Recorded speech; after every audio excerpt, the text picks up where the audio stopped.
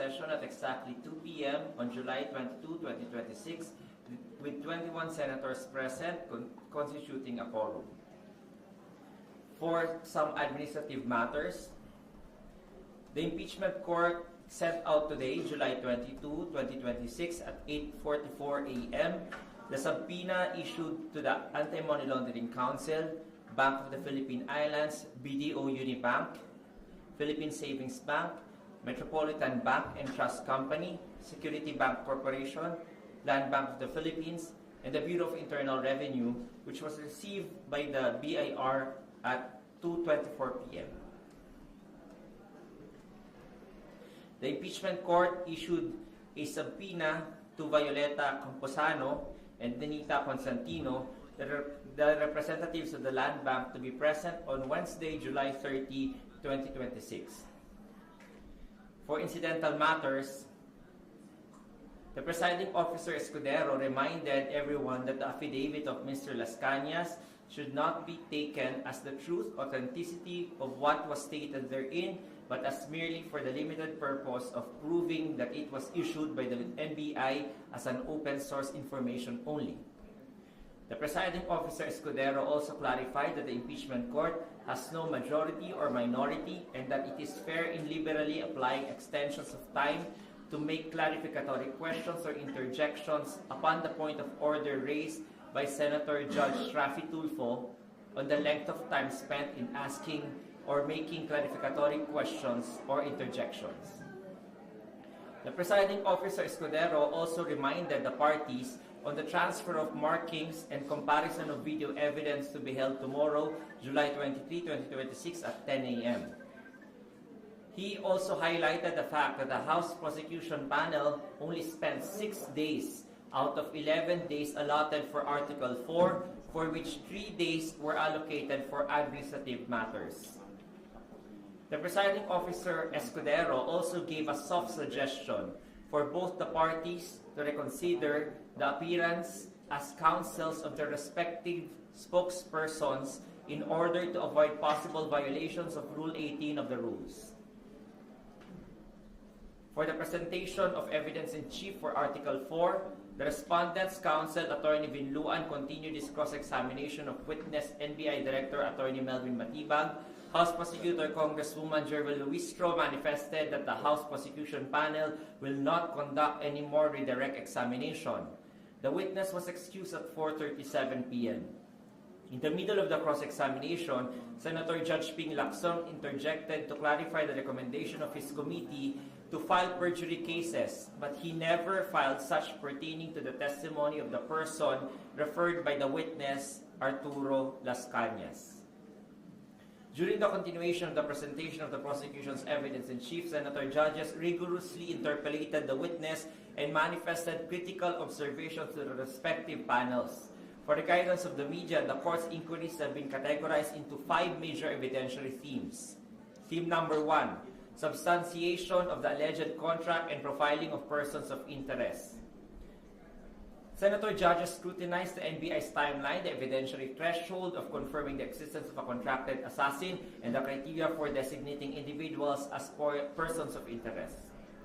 Senate President Sherwin Gatchalian and Senator Judge Amy Marcos tested the definitiveness of the alleged murder contract. Senator Marcos highlighted an investigative timeline issue, questioning how the NBI can be certain a contract exists while simultaneously expressing uncertainty regarding the identities of the persons of interest. Senate President Gatchalian asked about the probability that these POIs, or persons of interest, might ultimately turn up nothing. Presiding Officer Chis Escudero probed the operational details, inquiring if actual payment to the alleged contracted person had been established and whether that individual's background legally factors into assessing the seriousness of the threat. Senator Judge Erwin Tulfo demanded specifics on the methodology the NBI utilized to formulate findings regarding the hiring of an assassin, how individuals are elevated to POI status, and requested their specific backgrounds. Senator Judge Risa Ontiveros and Senate President Gatchalian focused inquiries on the Vice President's security complement. Senator Ontiveros asked how many security personnel were considered as POIs and if their sheer volume factored into the NBI's assessment of the threat's believability and capacity. Senate President Gatchalian formally clarified for the record that these security members are government personnel subject to routine reassignments. Senator Judge Bam Aquino verified whether the investigation into these POIs encompasses transnational crimes, noting its inclusion in the governing administrative order creating such. Theme number 2, mandate, scope, and interagency coordination and task force. Senator Judge Villanueva inquired into the task force's agenda over the next 3 to 6 months, asking if its investigatory scope is limited strictly to individuals surrounding the Vice President or extends to broader allegations regarding the Davao Death Squad or DDS. Presiding Officer Escudero and Senator Judge Erwin Tulfo examined interagency coordination. They inquired into the historical precedents of task forces created specifically for VIP threats, whether the Presidential Security Group conducts parallel assessments, and if the PSG was formally informed of the current threats. Presiding Officer Escudero additionally asked if the task force's mandate still actively pertains to threats made by the Vice President. Senator Judge Amy Marcos questioned the ongoing necessity for the creation and maintenance of the task force. The impeachment court for Theme 3 examined the NBI's objectivity investigating potential procedural disparities in how different subjects were investigated. Senator Judge Ping Lacson inquired into investigatory consistency, asking why the respondent was investigated and recommended for DOJ prosecution while Mayor Baste Duterte was not investigated. He further questioned whether the task force was formed due to the statements of Mayor Duterte or the respondent. Senator Judge Rafi Tulfo compared the current investigation to prior law enforcement operations. He questioned the procedural disparity in the execution of warrantless arrest, asking why they were aggressively effected by law enforcement in other cases but not in the present context, and sought to identify the authorities who ordered those prior arrests. Theme number 4, evidentiary weight of extrajudicial settlements or statements, retractions and witness credibility. Senator Judge Ping Lacson scrutinized the NBI's reliance on Mr. Arturo Las Cañas' ICC affidavit and Mayor Duterte's statements merely as open sources of information. He emphasized the need for evidentiary delineation, questioning why the official findings of his former Senate committee, which legally delineated between Mr. Las Cañas' original affidavit, his testimony, and his subsequent retraction, were not similarly utilized by the Bureau. Senator Judge Risa Ontiveros asked whether the Vice President had formally answered the allegations contained in the Las Cañas affidavit and probed the witness on the underlying psychological or contextual reasons why a person might alter their testimony.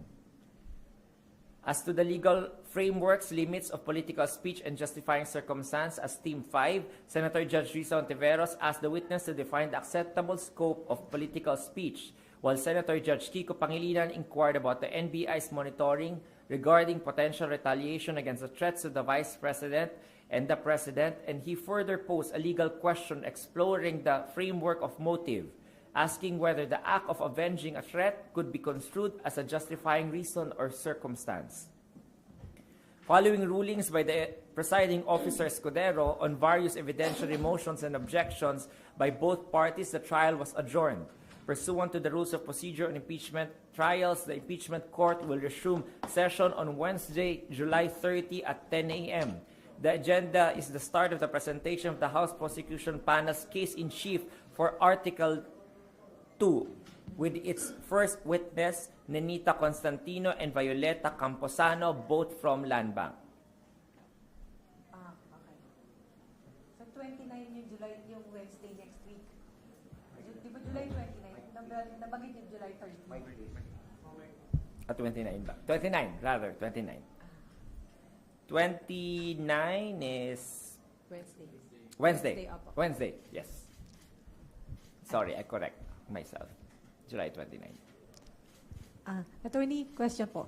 Walang kinalaman doon sa trial this afternoon. Doon lang po sa mga sabina sa bank and tax records ng Vice President. Duly served na po ba yung mga sabina? At isa pa, meron ho kasing mga manifestation yung nasa 5 senators. Ano ang magiging epekto ng manifestations na yon sa ruling na isabina na yung mga documents? Isa-isa po, no? Yung una, yung mga manifestation po yun ay for the records only. Hindi na po yun makaka-apekto doon sa current standing ng resolution as implementable by the impeachment court. So, na-serve na po yung subpoena kanina, 8:44 a.m. po inilabas ng Sergeant at Arms. Dito po yung subpoena at natanggap naman ng BIR ng 2:24 p.m. As to the others, I need to check the dates and time ng return ng ating process server po para malaman ko yung specific na mga oras. Pero as to BIR 2:24 p.m. na-receive yung subpoena. Opo. So, yung manifestations or oppositions to the order to subpoena those documents ay para na mailagay na lang po sa record? Tama po. Tama po. For future references po na lang ng mga future impeachment courts. And then, pwede mo bang malaman na kung ano yung gist ng manifestations ng individual senators? And tama mo ba? Separate manifestations yon dun sa 5 senators? Tama po. Tama po. Basically, yung mga legal issues lang rin po na raise ng both parties, ng mga depensa, yun lang po yung mga tinalakay dun sa mga manifestation. They had an extended discussion ng mga points of view nila regarding the application of these laws to the impeachment case at saka kung sino po yung pinapanigan nila doon sa mga legal views na inilatag doon sa mga memoranda. Thank you po. Attorney, good afternoon po. Attorney, based po kanina sa sinabi ni Presiding Officer Escudero regarding the prosecution and defense to consider having a different spokesperson po, were there any statements based on previous conferences that were made by both the prosecution and the defense na were flagged by the impeachment court? Actually, wala na pong nasabi sa akin si Presiding Officer. However, the impeachment court is just mindful and just giving a friendly guidance to both parties because, of course, namomonitor din naman po ng ating mga senator judges yung mga bawat parties at saka yung mga spokespersons po nila. So, tinitingnan lamang po nila na baka posible pong magkaroon in the future na possible na ma-break nila yung thin line ng kanilang duty po under Rule 18. Kasi po ang nakalagay po sa Rule 18, all the parties and their counsels, so kung naka-enter po sila ng appearance as counsels, then they are bound by Rule 18. So yun lamang po, pinapa-friendly paalala lang po ng ating impeachment court na presiding officer. So we're looking into most probably baka lang po magkaroon Baka ng lang change. po, wala pa pong determination of any violation. Okay, last question na lang po, Attorney. Regarding the Precautionary lang. Okay. Regarding po the statements made by Senator Pia Cayetano earlier, what's the relevance po, if there is any, regarding the Senate shooting incident to the impeachment trial? I can only comment po doon sa official action sa impeachment court. Yung manifestation po ng separate senator judges, yung motive po nila, I cannot hazard a guess as I was not privy to kung paano po nila na-formulate yung mga questions na yon. However, kung titingnan naman po ninyo, tinetest niya lamang po siguro yung witness doon sa propensity niya kung nagsasabi po siya ng totoo o hindi po. So, part po yun ng isang deliberation ng isang korte kung yung witness na yun ay papaniwalaan niya o hindi. So, I think doon po pumunta yung ating Senator Judge Pia Cayetano when she asked those questions to the witness. All right. Thank you very much, Thank you Attorney. Hey, Attorney, good afternoon. Tatanong ko lang ho, yung bakit ho si Director Matibag attended the impeachment trial without the receipt of subpoena from the impeachment court? Would that be possible po ba na kahit walang subpoena, just by As you remember nung first na pinatawag si NBI Director Matibag, he was asked to be issued a subpoena by the House Prosecution Panel, kaya nagbigay po siya ng liham na hindi siya makakarating ng Lunes. At nung pinagbigyan naman po at dininig yung rason na yon ng impeachment court, tinanong po ng presiding officer yung House Prosecution Panel kung ang pag-attend po ba ni NBI Director Matibag ay kinakailangan pa ba ng susunod na sampina kasi natapasok na yung sampina, hindi siya nakapunta nung mga araw na dapat siya pumunta. So, kaya sabi po ng House Prosecution Panel, hindi na po kinakailangan siyang isyuhan ng sampina for that. So, yun lamang po yun. So, ang korte po, umaakto lamang po siya kapag may request ang both parties. Without any request po, it cannot issue motu proprio a subpoena. Alright. Next question ko naman po, attorney, is may mga yun nga yung kaninang nirereklamo ng mga senators na may mga iba sumusobra ng 2 minutes dun sa interjections and sa manifestations. Tingin niyo po ba maghihigpit po dito yung impeachment court on implementing yung 2 minutes? If you consider it, mahigpit na nga po yung yung ating presiding officer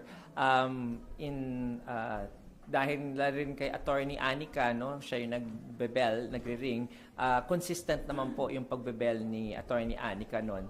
At pero doon sa medyo sumusobra ng konti sometimes, makikita naman ninyo medyo mahigpit si presiding officer, papaalalahan niya, please wrap up, 'di ba, sasabihin niya. So, yun na yung parang last sentence mo na yan. Parang yun na yung warning doon sa Pero of course, as a matter of committee and a matter of courtesy as well to a fellow senator judge, medyo binibigyan ng konting leeway. No? So talagang kailangan lang niya balansehin ng ating presiding officer. And I think he's doing very well in balancing the interests of all the other senator judges and even the parties and the public as well. Okay. Attorney, last question ko na lang po to. Balik po tayo sa NBI. Sakali po na magkaroon ng development sa investigation ng NBI, kahit na nasa ibang articles of impeachment na, would this be noted by the impeachment court?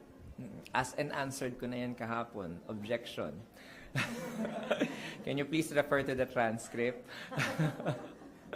Well, anyway, yung dyan, yes, it is an ongoing warning po doon po, admonishment, no? Paalala po sa ating NBI director na mag-ingat po doon sa mga statements niya in the future po. But other than that, he is already very politically savvy as well and very mature individual po in terms of our political scene. So he already knows as a lawyer as well how to be able to properly comply po doon sa admonishment na yon. And I'm sure with any investigation naman po, fair and true reporting lang ang gagawin ng mga ahensya ng ating gobyerno.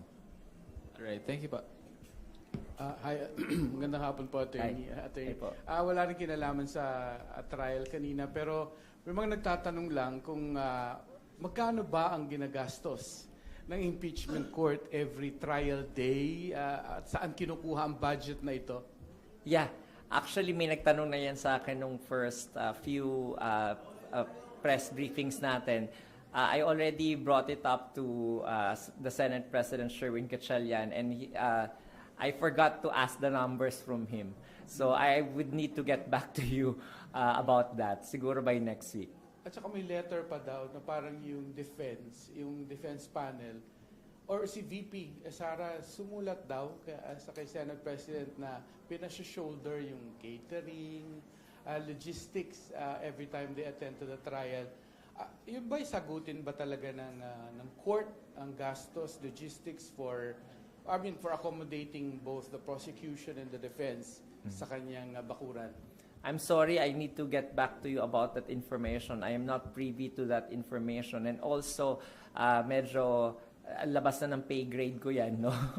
Yung about sa finances ng Senado, hindi ko po scope or area of responsibility yan. I would need to ask clearance and then kung meron pong information about that. Thank you. Attorney, during the questions po ni Senator Judge Padilla kay Director Matibag, may na-call out po si Senator Padilla na may nag-side comment. Kindly enlighten us, ano po bang nangyari doon?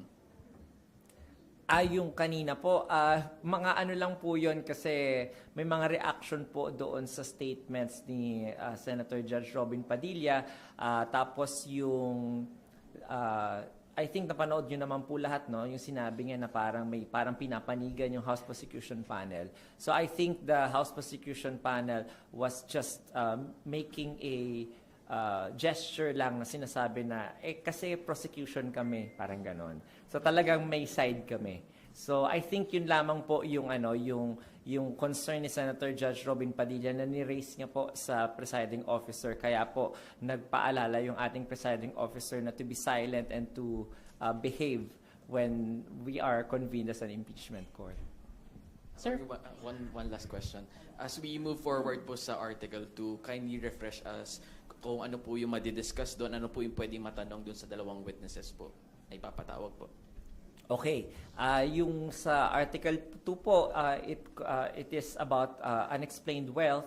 So, yung mga pinasabina po na mga testigo at saka po mga dokumento, sabina doon sa STECOM tsaka testificandum, sanay na kayo doon sa mga terminology na yon. Yung next week po nakaschedule, yung mga land bank representatives po, I think mga cheque yung dadalhin po nila at nakakomply na rin po nila yun na ibigay na nila sa clerk of court yung mga checks na pinasabina doon sa STECOM. At yun po, I think they will just identify based sa purpose na nilagay sa pre-trial brief, na i-identify nila yung mga checks na yun as existing at saka yung flow po ng money. So, yun lamang po yung purpose ng testimony niya. As to the more specific and general purpose, maririnig po natin yan kapag pinatawag na po sila, tapos tatayo po yung prosecution counsels at sasabihin po nila, mag-offer of testimony po sila. So, doon po sa offer of testimony, yung very specific na purpose for the witnesses. So, what I can just say is the general purpose na nilagay po nila sa pre-trial brief nila. Attorney, balikan ko lang po dun sa incident kanina kay Senator Judge Robin.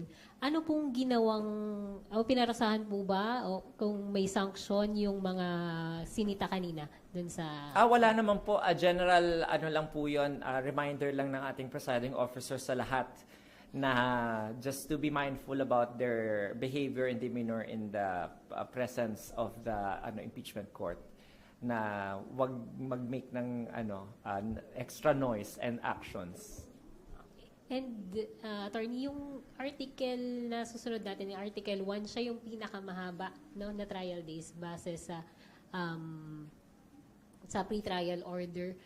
Asahan po ba natin? Article 2. Article 1, sir, yung susunod. Confidential. Parang 31 trial days po. Nalito na rin ako. Article. Nalito na rin ako. So, yes, yung misuse of confidential funds, no? So, I think mas mahaba-haba yun kasi mas maraming mga dokumento at ebidensya yung ipapalabas doon. No? Pero yung mga, kaya nakalista kasi lahat yun sa pre-trial order natin. So, yung mga number of witnesses that they are going to call are very comprehensive. So, kaya medyo mahaba-haba yung mga witnesses list natin doon. And the number of days na allotted for each witness. Pero, Dalawang land bank, you're referring to Article 1, confidential. Yes, confidential. Sorry, rather, yeah. Confidential funds. so, Yung Article 2 pa pala, wala pa pala. Yeah. sir, aasahan ba natin na parang ganito rin na mas mapapaikse or possible yung... Tama, ganito rin. May mga days na maigse, may mga days na mahaba because there are witnesses listed in the witness list ng House Prosecution Panel na for authentication lamang, for document authentication lang. Kaya katulad ng mga land bank representatives, dalawa po yung nakasalang sa atin next week. So, doon sa dalawa na yon, baka mabilis lamang po yung pagtatanong sa direct examination tsaka sa cross. Or baka po, kung authentication lang yun, baka stipulations lang po ang pwedeng mangyari, kaya maikli lang. So, yun po yung mga possibility within the realm of possibilities. Attorney Angelo po, Bombo Radio. Attorney, sa statement lang po ni Senator Judge Alan Cayetano, yung sinabi niya na may Senator Judge for the prosecution and Senator Judge for the defense team. Ano po yung take ng impeachment court dito, knowing na meron silang mandato na kailangan nilang maging impartial as Senator Judge? Sorry, can you repeat that? Yung statement po kanina ni Sen. Alan na meron po daw Senator Judge for the prosecution and Senator Judge for the defense. Ano po ba yung take ng impeachment court dito, knowing na kailangan nilang maging impartial as Senator Judge dito sa impeachment trial? Katulad ng sinabi ni Presiding Officer Escudero, noted. So, yun lang po yung official na ano doon, noted. Thank you, Attorney. Follow up ko lang po yung tungkol sa letter ni Vice President Duterte. Yung nire-request niya na sagutin ng Senado yung expenses. Would you know po kung napag-usapan na ito ng Senator Judges? And pwede nyo i-confirm yung sulat ng Vice President? I cannot confirm nor deny the existence or authenticity of that letter kasi hindi pa po kami nakakapag-usap about that. Even the Senate Secretary, hindi ko pa rin po natatanong about that. So I don't have any comment about that letter for the meantime. Okay po. Ang request po kasi doon sa nabasa namin, Attorney, ay sagutin ng Senate yung expenses sa pagkain, tapos bilhin lang doon sa official caterer o accredited caterer ng OVP. Opo. Pero as far as you know, KKB po ba yung prosecution at defense doon sa kanilang mga food and beverage? Katulad na nasabi ko po kanina, it is beyond my payroll. Hindi ko po alam yung scope ng Senate Finances at saka yung mga budgets po regarding yung mga tungkol sa pag-hold ng mga defense at saka ng House Prosecution Panel dito sa Senado. Baka po iba pong opisyales ng Senado yung makakapagsagot po sa inyo yan. Baka po pag kay Senate President Sherwin o kay Secretary Bantong po, baka po sila ang mas may alam po dyan. Yeah, pero since ang impeachment court ay akin to regular courts, Opo. ano ho ba ang patakaran sa regular courts? Sumasagot ho ba ang mga korte sa food and beverage ng mga abogado ng either prosecution or defense? And or? As a matter of fact po, ay nasa general, general concept and statement. Of course, wala po pong ganun na ginagawa yung courts natin. Thank you, Attorney. Thank you po. Thank you. Happy weekend. Happy weekend na.